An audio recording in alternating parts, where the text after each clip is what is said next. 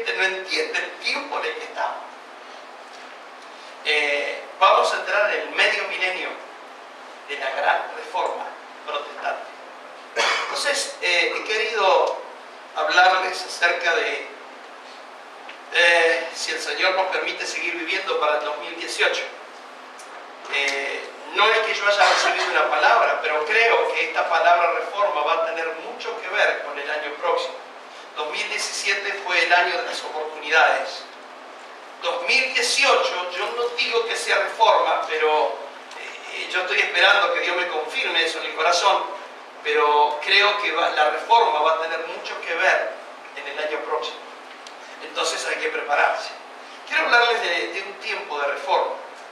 Para poder hablarles de esto, ustedes saben que en la mañana cuando nosotros oramos aquí, tenemos unos 45 minutos de oración, luego pasamos a unos 5 o 10 minutitos de la palabra y luego nos vamos a tomar un café, los que vienen a orar la mañana. En esta semana yo compartí la historia bíblica de quien para mí fue, dentro de los reyes del Antiguo Testamento, el mayor reformador. Y el mayor reformador fue Josías, quien produjo las grandes reformas, o al menos intentó producir grandes reformas durante su gobierno. Entonces, quiero tratar de que usted entienda lo que significa reforma. Modificación de una cosa con el fin de mejorarla, pero también mejorar, enmendar lo que está equivocado. Eso sería prácticamente reforma. Pero, yendo a la palabra en 2 de Crónicas, capítulo 34, voy a leer varios versículos. Yo sé que quizás se le hace un poquito, pero es que necesito leérselo para que usted entienda esa historia. La mayoría de los reyes que reinaron en Israel, después aún de Roboán, cuando se divide los del norte y los del sur, la mayoría de los reyes hicieron lo malo ante los ojos de Dios. Muy pocos son contados con la mano, quizás me quedan 5 o 6, no recuerdo bien, pero fueron reyes que hicieron lo bueno, que Dios dice, hicieron lo bueno delante de Dios. La mayoría hicieron lo malo, hicieron lo malo, hicieron lo malo, hicieron lo malo. Josías es uno de los poquitos que hizo lo bueno. Y dice la palabra, estoy leyendo la Biblia de las Américas, Josías tenía 8 años cuando comenzó a reinar. Acuérdense que muchas veces en los reinos eran sucedidos de acuerdo a la genealogía, es decir, un padre fue rey, lo daba, su hijo primogénito es el que iba a entrar al reinado. Y entonces, miren ustedes, un niño de 8 años, a los 8 años, dice la historia, tenía Josías 8 años cuando comenzó a reinar y reinó 31 años en Jerusalén. E hizo lo recto ante los ojos del Señor. Y anduvo en los caminos de su padre David, no porque su papá era David, sino venía de esa ascendencia, ¿verdad?, de que era el rey David, que David hizo lo bueno. Hubo varios reyes, pero no su papá de carne, de sangre, sino, por así decirlo, los padres de la historia del Antiguo Testamento. Y entonces dice, anduvo en los caminos de su padre David, no se apartó ni a la derecha ni a la izquierda. Porque en el 8º año de su reinado, es decir, tendría ya 16 años él, siendo aún joven, comenzó a buscar al Dios de su padre David. Y en el año 12, ¿cuántos serían 12 más 8? Más o menos a los 20 años. Está hablando a los 12 años de reinado, ¿no?, que él tenía 12 años. Y en el año 12 empezó a purificar a Judá y a Jerusalén de los lugares altos, de las aceras, de las imágenes talladas y de las imágenes fundidas. Y derribaron en su presencia los altares de los Baales. Destrozó los altares del incienso que estaban puestos en alto encima de ellos. Despedazó también las aceras, las imágenes talladas y las imágenes fundidas, y las redujo a polvo, y lo esparció sobre las sepulturas de los que habían ofrecido sacrificios. Entonces quemó los huesos de los sacerdotes sobre sus altares y purificó a Judá y Jerusalén. Indudablemente, hermano, hacer eso es, ¡wow!, qué ejemplo. Acuérdense que eran tiempos donde los reyes permitían la adoración en los lugares altos. Se buscaba generalmente el lugar más alto de una ciudad, el monte más alto, y allí se establecían altares idolátricos, y en esos altares indudablemente adoraban a dioses que no era el Dios creador de los cielos y la tierra. Entonces, cuando él entra al reinado, él comienza a observar de su antepasado David, y él dice: yo quiero ser como David. Y no se apartó ni a derecha ni a izquierda, sino que él dijo: esto va a suceder. Y cuando comenzó a reinar, hermano, él hizo que se destruyesen todos los altares. Josías, para mí el gran reformador, pero no por esto solamente, ya van a ver. Y entonces él establece una forma, un estilo de adoración a Dios que era volver otra vez a adorar a Dios como se adoraba en los tiempos de David. Incluso quemó a los sacerdotes, pero no los sacerdotes de Jehová, sino los sacerdotes idolátricos, los mandó a quemar y roció, hermano. Lo que hizo fue destruyó, hermano, todo lo que era para él inmundicia y que podía provocar a Dios, digamos, lo que Dios consideraba abominación. Ahora, salto al verso 8. En el verso 8 dice: y en el año 18 de su reinado. ¿Cuánto sería? A ver si ya le saco la cuenta. Más o menos, 26 años. A los 26 años de su reinado, 26 años, a los 18 de su reinado, cuando había purificado la tierra y la casa, hermano, había purificado la tierra y la casa de Jehová, porque habían metido imágenes idolátricas aún dentro del templo.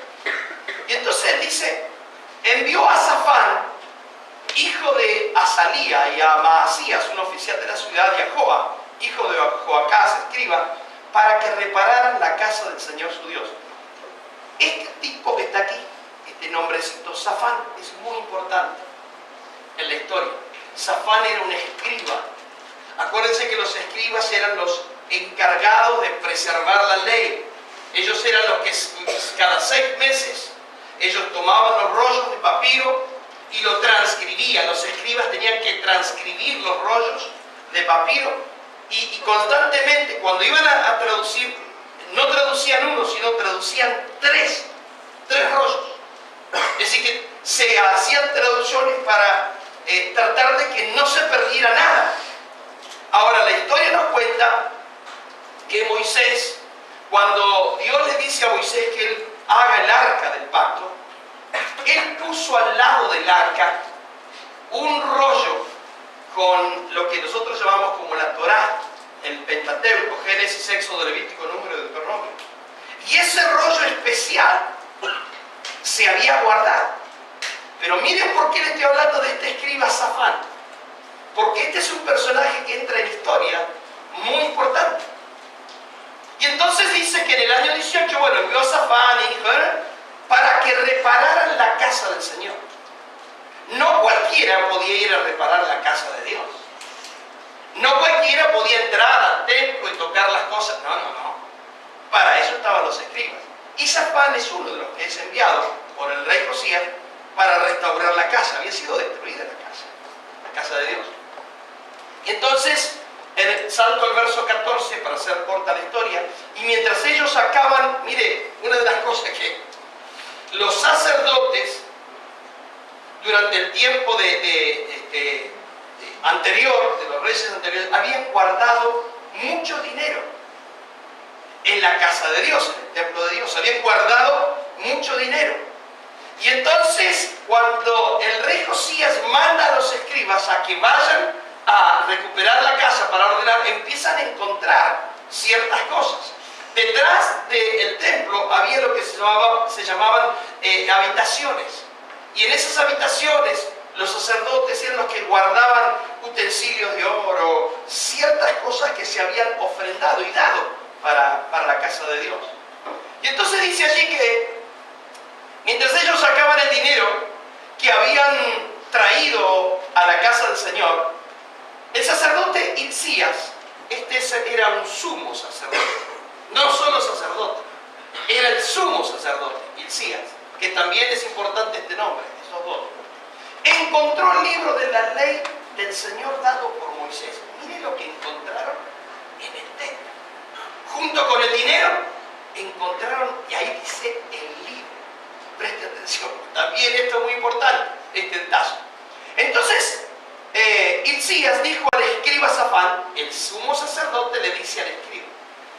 El sumo sacerdote es el que encontró el libro. Le dice al escriba: he hallado el libro de la ley en la casa del Señor. E Hilcías, el sumo sacerdote, dio el libro al escriba, Safán. Y Safán llevó el libro al rey y le dio más noticias, diciendo: todo lo que fue encontrado a tus siervos lo están haciendo. También han tomado el dinero que se... Mire de qué empieza a hablarle el escriba, empieza a hablarle al rey. Empieza a hablar de dinero. Hemos encontrado el dinero. Hemos encontrado mucho dinero. Y dice, todo lo que fue encontrado a tus siervos lo están haciendo. También han tomado el dinero que se encontraba en la casa del Señor y lo han entregado en manos de los encargados y los obreros, los que iban a restaurar la casa, el templo. Y el escriba Safán informó también al rey diciendo: el sacerdote Hilcías me ha dado un libro. Fíjese que carece de importancia. No le dio importancia al escriba. Dice: el sacerdote me dio también, junto con el dinero, me dio un libro. En ningún momento le dice: encontró el libro de la ley, la Torá. No, encontró un libro. Era más importante el hallazgo del dinero que el libro. Y entonces dice también, y Safán leyó, el escriba Safán informó también al rey diciendo: el sacerdote Hilcías me ha dado un libro. Y Safán, el escriba, leyó de él en la presencia del rey. Mire. Y sucedió que cuando el rey oyó las palabras de la ley, mire ese rey, actitud que tendría que haber tenido por lo menos el sacerdote y el escriba. Sin embargo, ni el sacerdote ni el escriba se conmovieron por la ley. El que se conmueve por la ley es Josías. Y dice entonces, el rey ordenó a Hilcías, a Hicam, hijo de Safán, a Abdón, hijo de Micaías, al escriba Safán y a Asaías, siervo del rey, diciendo: id, consultad al Señor por mí, porque él era el rey, y por... ¿dónde estoy? Y por los que quedan en Israel y en Judá, acerca de las palabras del libro que se han encontrado, porque grande es el furor del Señor que se derrama sobre nosotros, por cuanto nuestros padres no han guardado la palabra del Señor, haciendo conforme a todo lo que está escrito en este libro. Cuando él empieza a leer el libro del rey, se da cuenta que ellos estaban bajo juicio. Estaban bajo juicio. Y evidentemente el juicio muy después de esto, muy poquito después, viene el juicio en el que Babilonia toma a Israel y se lleva los mejores, ustedes conocen toda la historia, los mejores jóvenes, pero los demás destruyen Israel, destruyen el templo. Y entonces este rey lo primero que dice: yo quiero que por favor me lea el libro. El escriba le empieza a leer el libro, él rasga su vestido.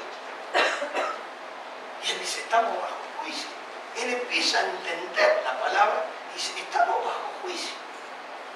Pero mire usted, ni el sacerdote ni el escriba entendían que estaban bajo juicio. Hoy en día sucede lo mismo. Hay pastores, siervos de Dios, sacerdotes, que no tienen idea de que ya estamos bajo juicio. Y lo que menos hacen es buscar en la palabra a ver qué va a suceder. Y la palabra, hermano, toda la historia está escrita, de todo lo que vamos a vivir, de lo que ya está por venir y de lo que va hasta el fin de... Está todo escrito. Ni una palabra ha pasado. Toda profecía se ha cumplido.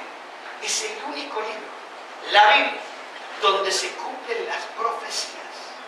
Todas las profecías. No son las profecías de los profetas, sino las profecías que aún están en el Nuevo Testamento se están cumpliendo. Ahora mire, aquí encontramos en el verso 29, dice: entonces el rey mandó reunir a todos los ancianos de Judea y de Jerusalén. Mire.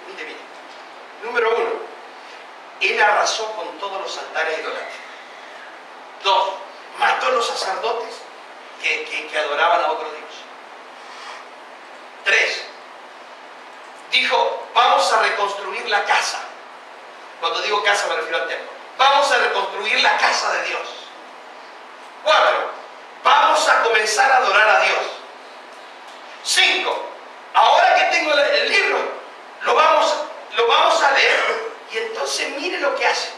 En sexto lugar, entonces el rey mandó reunir a todos los ancianos de Judea y Jerusalén. Y subió el rey a la casa del Señor con todos los hombres de Judá, los habitantes de Jerusalén, los sacerdotes, los levitas y todo el pueblo. Es decir, en otras palabras, tocó trompeta y dijo: a ver, Estados Unidos, vénganse todos, nos vamos a congregar acá. Y miren lo que hace. Dice, los sacerdotes y todo el pueblo, desde el mayor hasta el menor. Y leyó, eso que leyó, lo leyó el rey Josías. Y dice: y leyó en su presencia todas las palabras del libro del pacto que había sido hallado en la casa del Señor.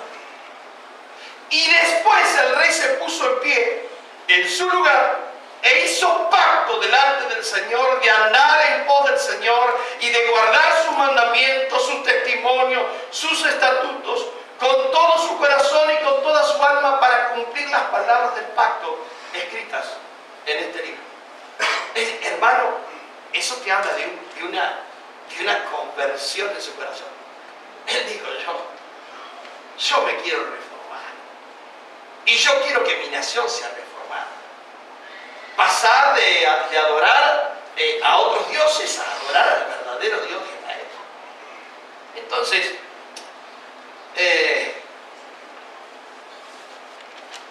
cuando nosotros vamos a hablar de reforma, indudablemente necesitamos juzgar. Que para poder realizar reformas necesitamos juzgar. Ahora, la palabra de Dios dice en Mateo capítulo 7 verso 1: no juzguéis para que no seáis juzgados. ¿Dice la Biblia eso o no dice? Dice eso. La mayoría de la iglesia evangélica en este tiempo dice: no hay que juzgar. No, pero no hablemos de tal fulano, de tal... No hablemos del Papa, no hablemos del pastor tal, del apóstol tal. No. La Biblia dice: no juzguemos. Y eso es un error. Y ahora van a ver por qué.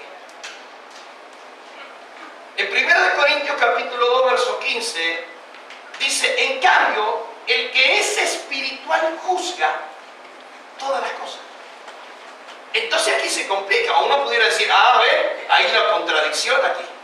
Aquí hay una contradicción porque por un lado dice que no debemos juzgar y por otro lado está diciendo que el espiritual juzga todas las cosas. ¿En qué quedamos? ¿Juzgamos o no juzgamos? El problema está en no entender el original de la palabra juzgar. Entonces la Biblia nos enseña que hay dos tipos de juicio. Cuando la Biblia habla de juicio, la primera expresión en griego es krinos. Y la palabra krinos es un juicio condenatorio. Es alguien que determina un castigo.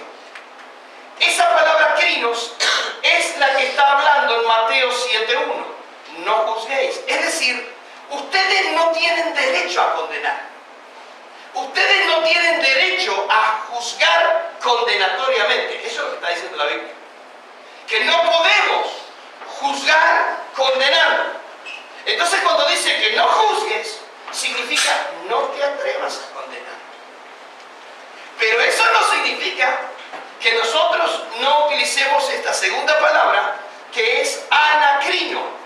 Anacrino en griego significa alguien que investiga, que discierne, que pregunta y que luego da su veredicto. ¿Miren qué diferencia?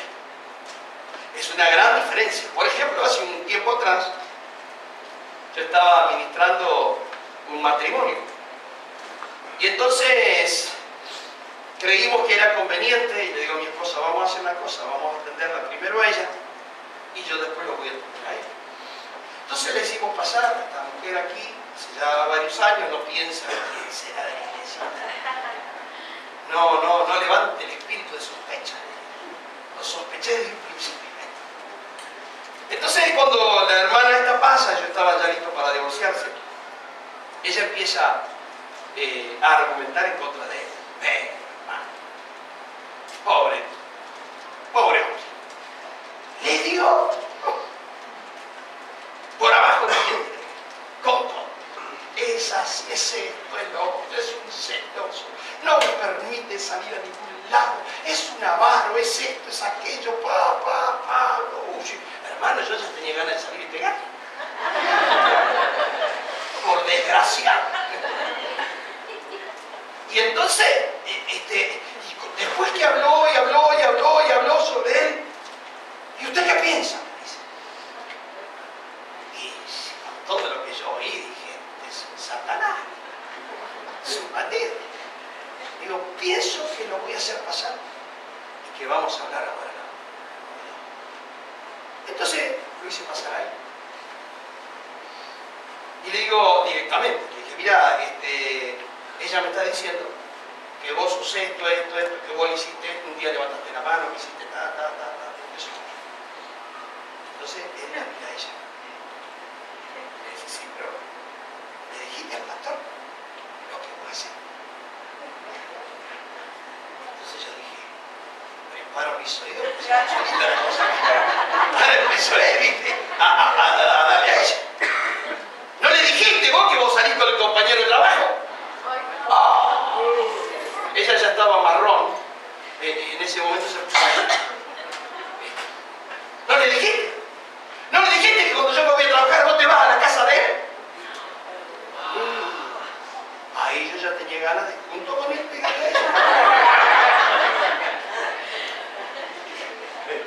Entonces, ¿qué sucede? Cuando estamos hablando de un juicio anacrino, tiene que ver con un juicio que alguien puede dar en base a todos los fundamentos.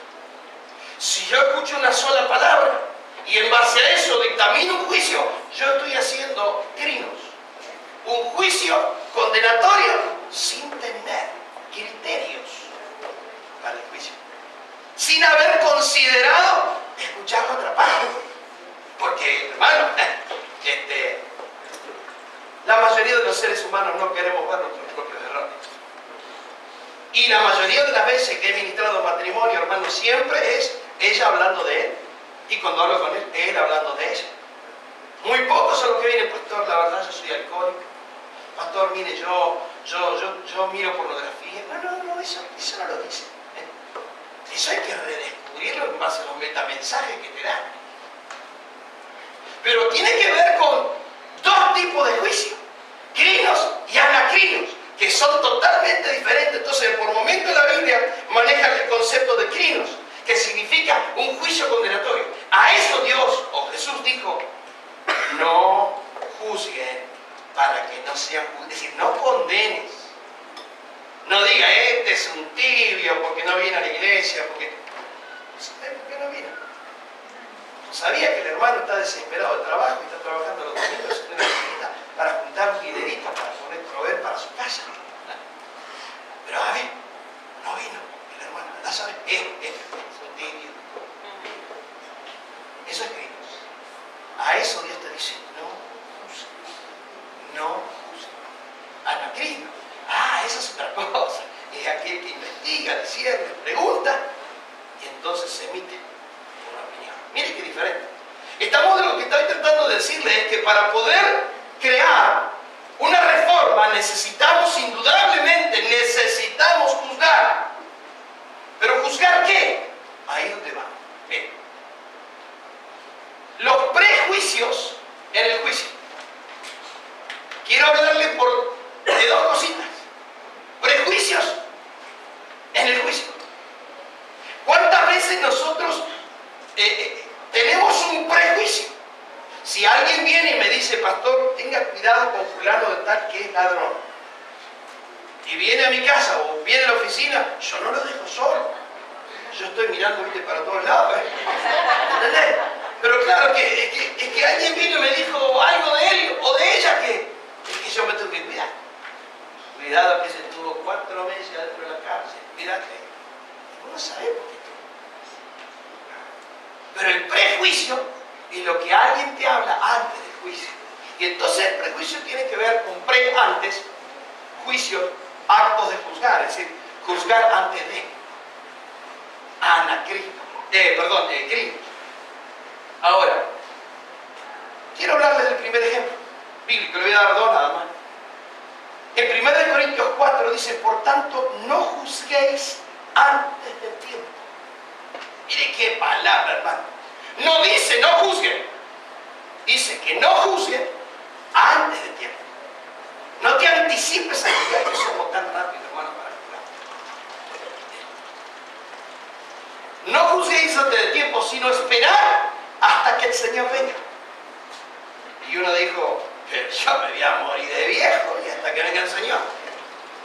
Pero sabe que esto tiene, cuando usted mira el contexto de este versículo, es que también hoy en día el Señor puede darnos a través de la revelación lo que debemos decir o hacer. Entonces el Señor se puede presentar a mí a través de su Espíritu con una revelación para indicarme lo que debo hacer, pero no lo puedo hacer eso antes de que el Señor se me presente y me diga lo que yo tengo que hacer. Entonces, no juzguéis antes de tiempo, sino esperad hasta que el Señor venga, hasta que el Señor te baje la palabra, hermano. Esperar. Moisés dijo, Señor, si tu presencia no ha de ir conmigo, no me quites, no me lleves de aquí. Pero nosotros en el apuro no queremos ir. ¿Sabe cuántas veces me han preguntado, pastor, ¿qué le parece? Me quiero ir de Brunswick. Pero ¿cuántas veces me han dicho eso? Sin preguntar. Directamente viene y me quiero ir, pastor. ¿Usted qué piensa? Si ya me está diciendo lo que quería hacer, cabezón. ¿Para qué me preguntaba?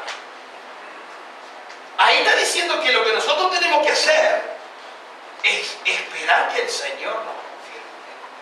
En otras palabras. Ahora mire, la segunda cosa, el segundo ejemplo, está en el libro de Samuel. En el capítulo 10, verso 3. Se lo leo solamente esto porque si no se hace muy larga la historia, yo se la defino rápido.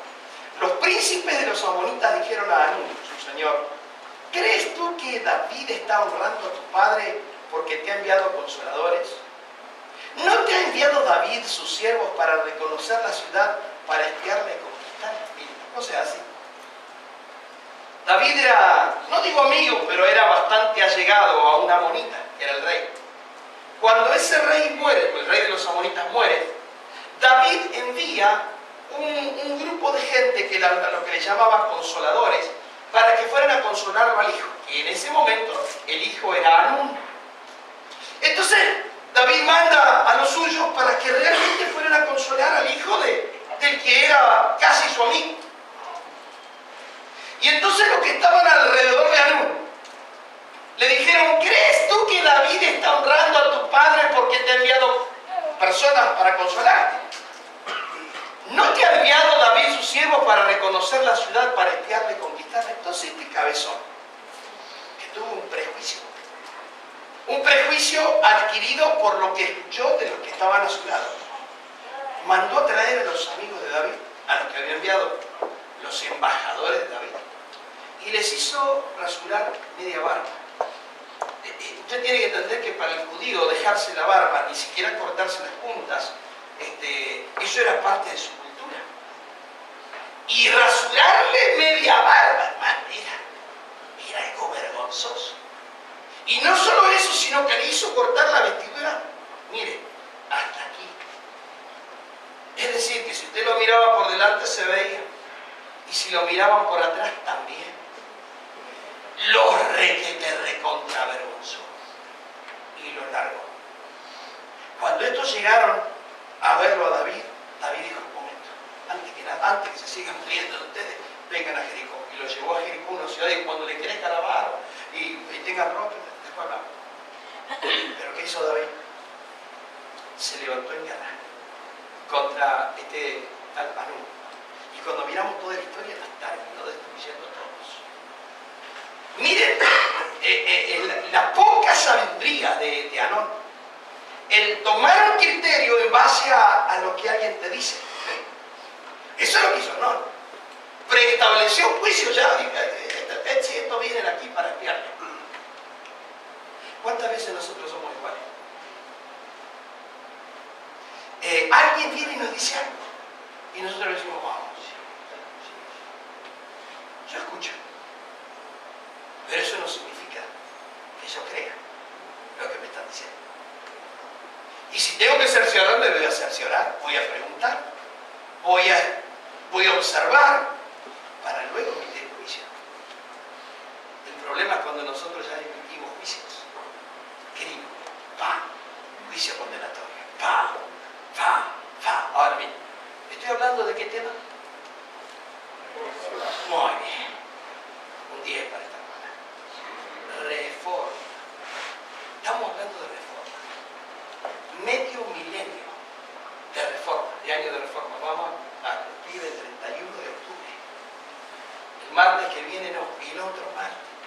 El 31 de octubre aquí en la iglesia vamos a celebrar 500 años de reforma protestante. Nos vamos a unir a cientos de miles, de millones quizás de iglesias en todo el mundo para celebrar los 500 años de reforma. Ahora quiero entrar un poquito a eso. En enero de 2017, lo van a realizar ahora en enero de 2018. Escuche, allí en un festival de arte y literatura en Cartagena, Colombia, allí distintos expositores hablaron de reformas necesarias para un mundo mejor. Yo escogí 3 porque, hermano, me leí cantidad, pero resumí y traté de mostrarles 3 personajes que estuvieron en ese festival y que hablaron sobre reforma. Porque después usted me va a decir cuál es la reforma que usted piensa que es necesaria hacer al final de todo. Bueno. Mire, Philip Sands es un abogado británico, un experto en derecho internacional. En ese momento, estamos hablando de enero de 2016. En ese momento, Theresa May, que era la primer ministra británica, dijo lo siguiente. Acuérdense que Gran Bretaña se abrió y quería formarse un Estado independiente de lo que es Europa. Y entonces ella dijo lo siguiente, ella, la mujer, no Philip. Él después dice lo que él piensa de lo que ella dijo. Y entonces ella, la primer ministra británica, dijo, si crees que eres ciudadano del mundo, no eres ciudadano de ningún lado. Mire lo que dijo, preste atención. Si tú quieres ser ciudadano del mundo, entonces tú no eres ciudadano de ningún lado.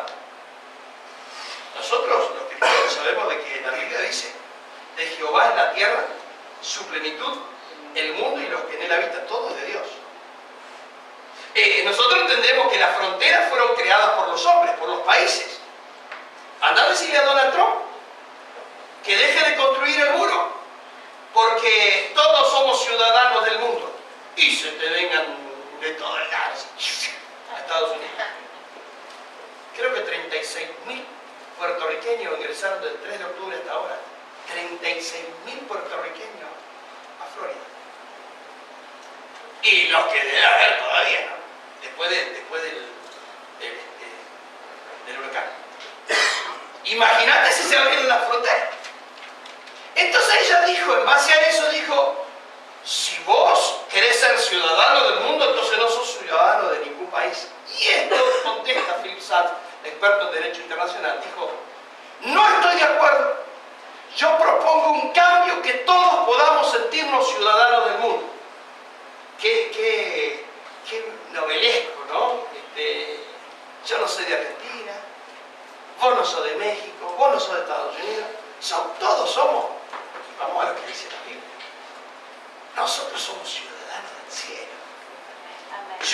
nací en Argentina. Pero Dios me hizo a mí antes de la creación del mundo. Dios te hizo a vos. Y Dios dijo, bueno, te voy a hacer aterrizar en un país que le vamos a llamar México. Al otro lo hizo aterrizar en Estados Unidos. En fin, en Chile, no vino en Perú, no vino en Perú. Bueno, en Perú, Colombia, donde fuera. Ahora, él quería proponer una serie de cambios, pero muy locos. ¿Viste? Pero bueno, eso es lo que él decía, hay que reformar esto. Miren esto. Juan Gabriel Vázquez, un escritor colombiano, en ese festival, dijo: debemos reformar las redes sociales para que haya en ellas más responsabilidad y menos impunidad en la mentira. Es cierto. Ahora, ¿cómo hace para cambiar las redes sociales?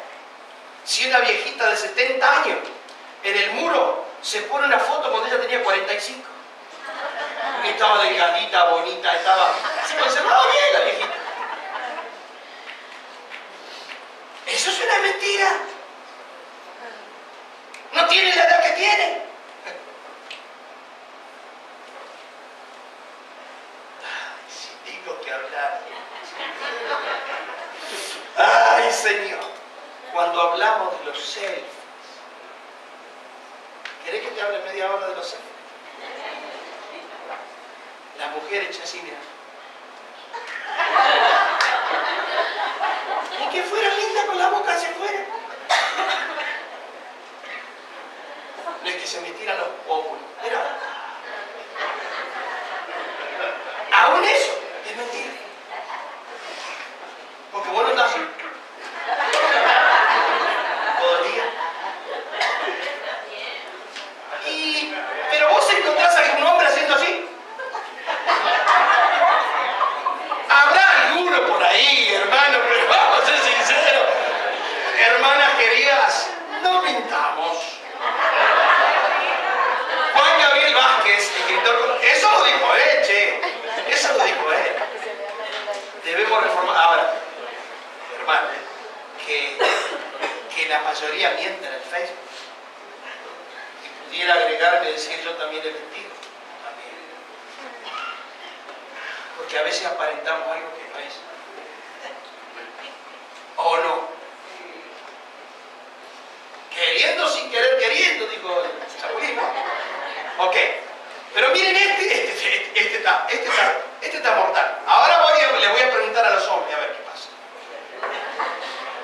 Duro con ellos, dice la hermana. Duro con ellos, pastor. Duro con ellos.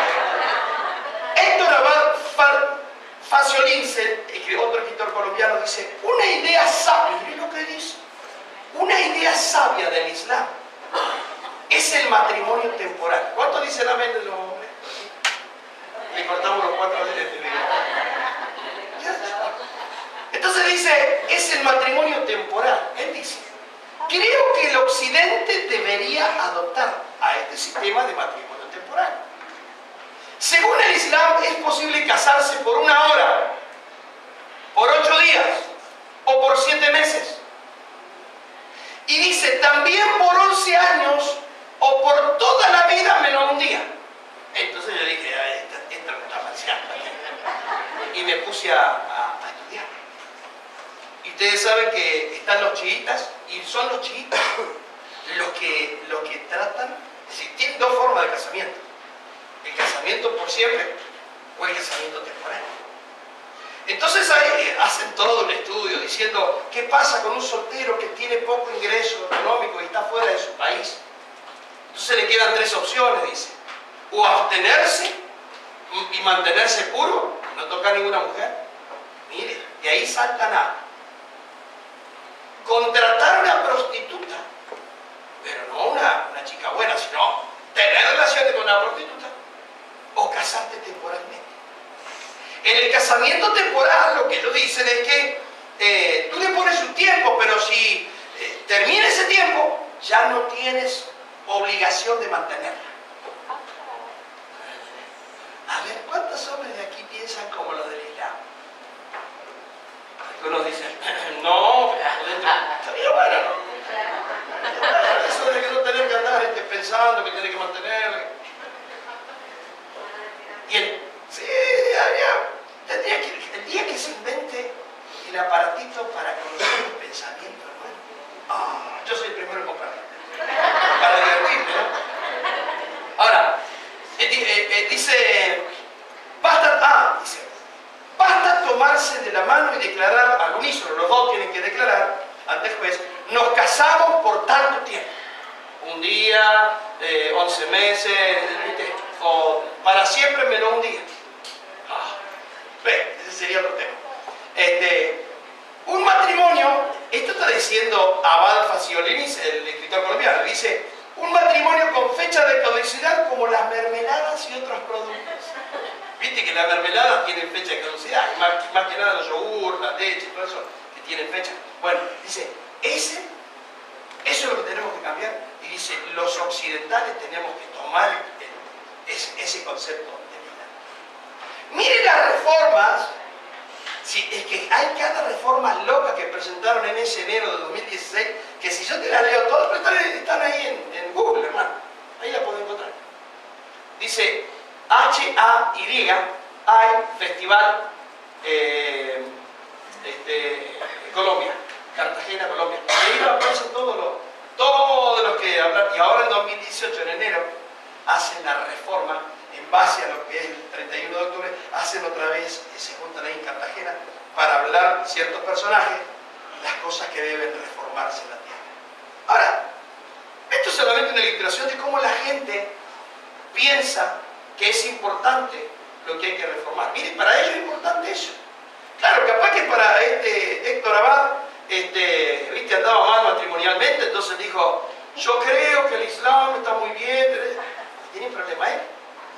¿Entendés? El otro que quiere que, capaz que le enganchó la esposa mintiendo en el Facebook, y entonces dijo, hay que cambiar, hay que renovar las redes sociales. Y ¿viste? Cada uno de acuerdo a lo que le va. Eso es lo que yo me imagino. Pero mire, alguien que habló de reforma sin pensar en él. En 1483 nace Martín Lutero. Me quedan 10 minutitos, 8 minutos, no, 12 minutos.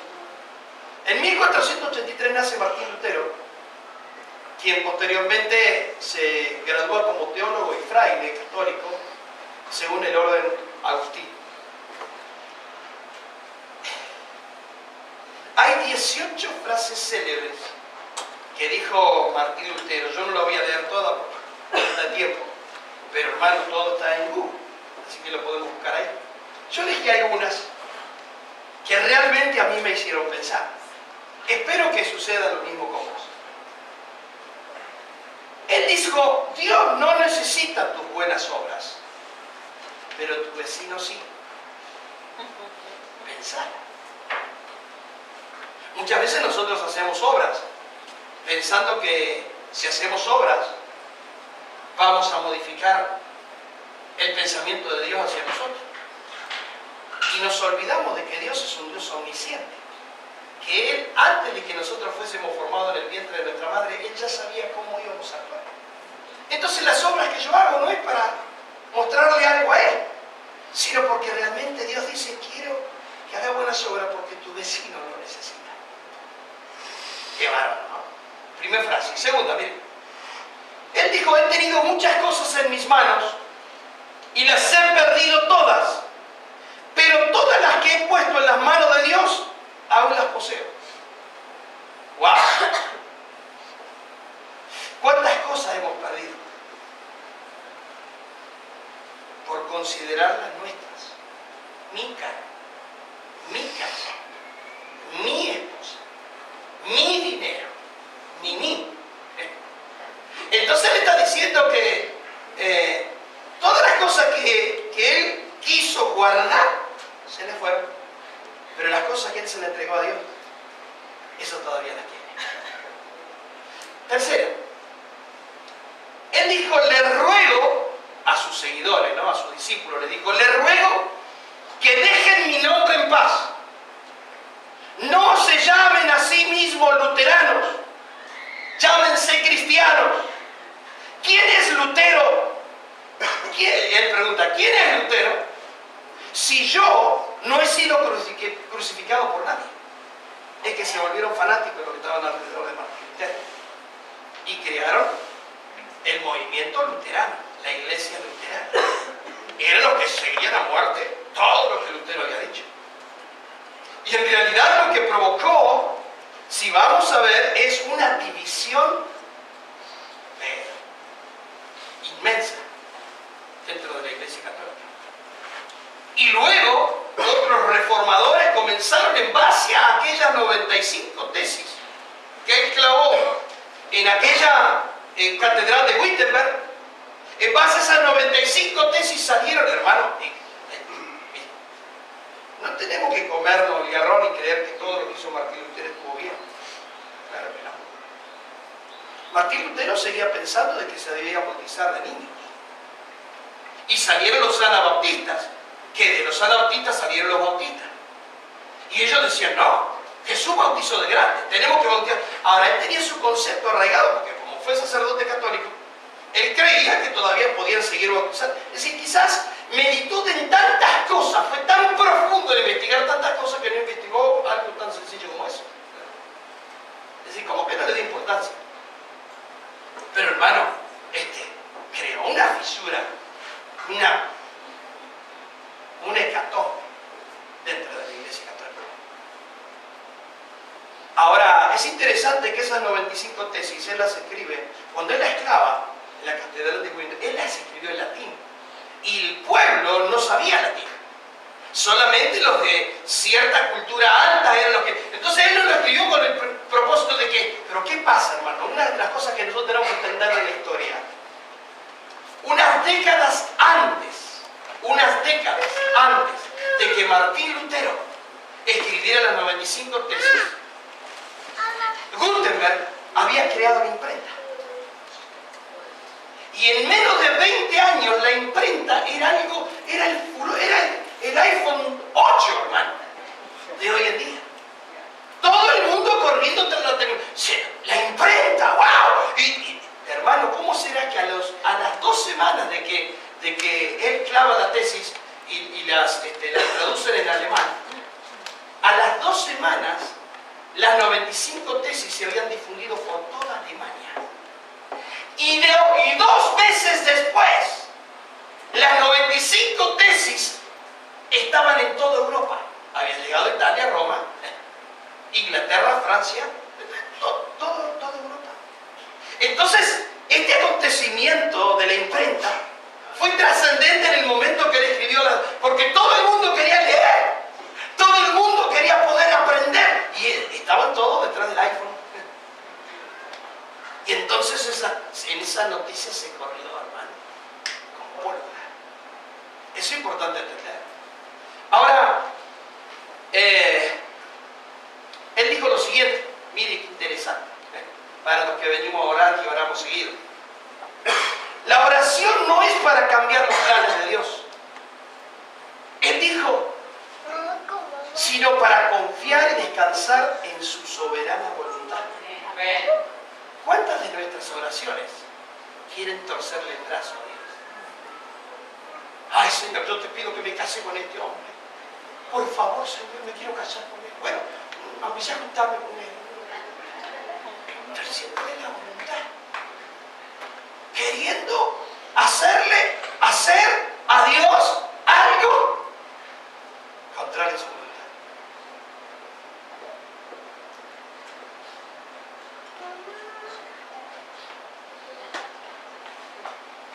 Mire, sí. Oh. Él dijo, qué interesante. Usted no es responsable solamente de lo que dice, sino también de lo que no dice. Ay, hermano, qué golpe bajo eso. Acá le digan, ¿viste cómo te doblas cuando te pegan ahí? Es decir, que nosotros, lo que callamos, aún por lo que callamos, también podemos ser juzgados. Cuando tú sabes que tú tienes un mensaje de salvación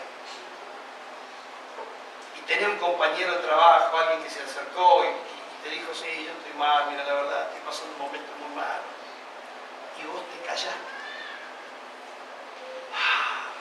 Martín Lutero está diciendo ahí que nosotros no somos responsables solamente de lo que decimos. Claro, porque en nuestra jerga es nosotros somos dueños de lo que callamos y esclavos de lo que decimos, ¿verdad?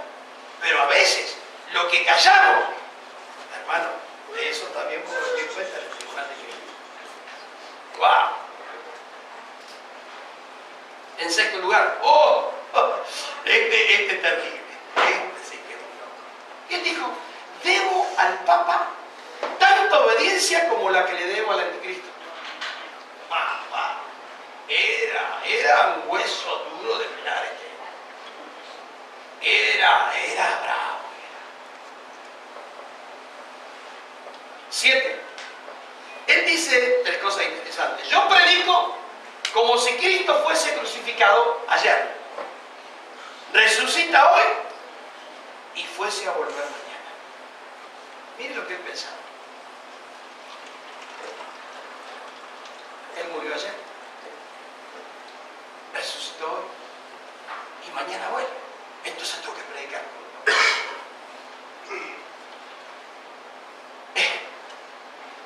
Él dijo también el dueño de un prostíbulo, mire eso, el dueño de un prostíbulo no peca menos que un predicador que no entrega el verdadero evangelio. Hermano, compara un predicador al mismo nivel que alguien que ejerce la prostitución. Así lo declaraba él. Y decía más, el prostíbulo es tan ruin como la iglesia del falso predicador.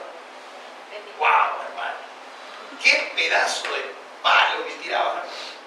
Y eso que te trae 8, son 18 frases. Y le doy la última, porque me quiero quedar con este pensamiento. Nuestro trabajo es llevar el evangelio a los oídos. Y Dios nos llevará de los oídos al corazón. Es decir, que lo que nosotros tenemos que hacer, hermano, es predicar. Que la gente escuche. El resto de bajarlo del oído al corazón es problema de Dios. Nosotros generalmente evangelizamos y queremos que la gente se convierta ahí, ya, que cambie ya. Porque si no cambia ya es que no tuvo un verdadero encuentro con Cristo. Eso es lo que muchas veces pensamos. Y no entendemos que el proceso de Dios en la vida del ser humano, en algunos es mucho más rápido, en algunos es mucho más lento. Quizás prejuicioso. Quizás cosas que nos dijeron desde pequeños. Si a mí me enseñaron que yo tengo que adorar a una virgen de yeso, me enseñaron eso.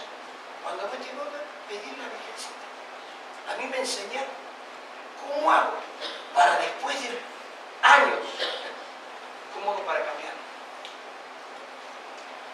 Si yo creo que eso está bien. Si yo no estoy estudiando la palabra en profundidad, ni leo los mandamientos cuando dice no adorarás imágenes, ni semejanza, ni te postrarás ante ellas. Cuando Dios comienza a hablar de ídolos, hermano. Reforma. Me gustaría preguntarte, hermano, y ahí es donde vamos a hablar ahora. Ahora empezamos. Estoy terminando.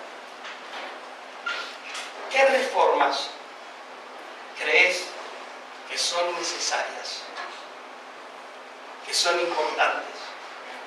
Ya. No me conteste nada. Esa respuesta se la vamos a dar a Dios. A ver, vuelvo a preguntar.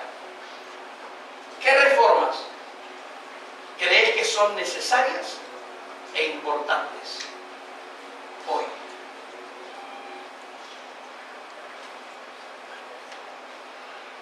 Quiero mirar la cabecita de solito de uno, a ver si todos están así, mira. La reforma es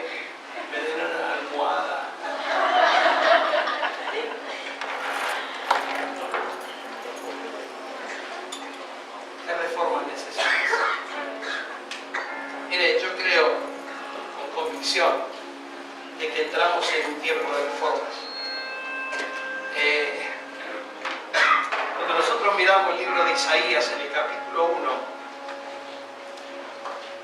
a Israel, su escogida, Dios le dice: prostituta, te has prostituido. En el libro de Isaías, capítulo 1, Dios le habla a Israel, a su elegida. Y allí en el versículo, creo que es 26, Él empieza a decirle de cómo se había prostituido con imágenes. Si hay algo que necesita, hermano, ser reformado hoy, es la iglesia. Y la iglesia es la encargada de entregar el mensaje. Si la iglesia no se reforma, ¿cómo van a ser reformadas las personas? Es como cuando en una nación, hermano, la justicia es totalmente injusta. Ayer estaba leyendo una estadística que México es el país más corrupto de la tierra. Son las nuevas estadísticas. El más corrupto de la tierra, no del continente americano. Entonces, ¿qué hace una persona que es un trabajador humilde? Cuando aquel que viene lo asalta y lo agarra la policía, va a la policía y a la hora y media está suelto, porque arregló. ¿Cómo se siente esa persona? Que yendo a trabajar, que le mataron a la familia. Hay tantos casos de eso. La justicia. Cuando en una nación no hay justicia, la Biblia dice, hermano, que esa nación va a sufrir y va a morir. Justicia.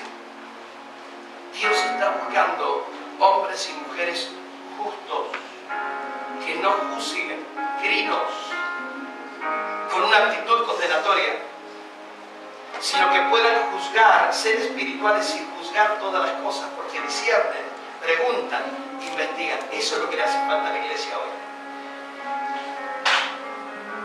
Que podamos ser personas pensantes, que estudiamos la palabra, que conocemos la palabra, que sabemos lo que va a venir, y entonces como iglesia levantamos trompeta diciéndole: prepárense, prepárense, el Señor ya viene.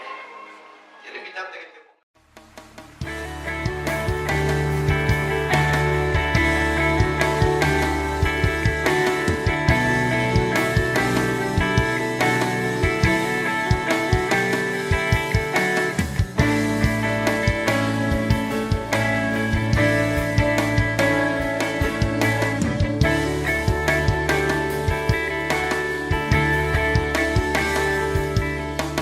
santifícame, Díselo a Él. limpia lo oculto, Vamos a hacer esta oración. Levanta tus manos. quita las cosas que no son gratas.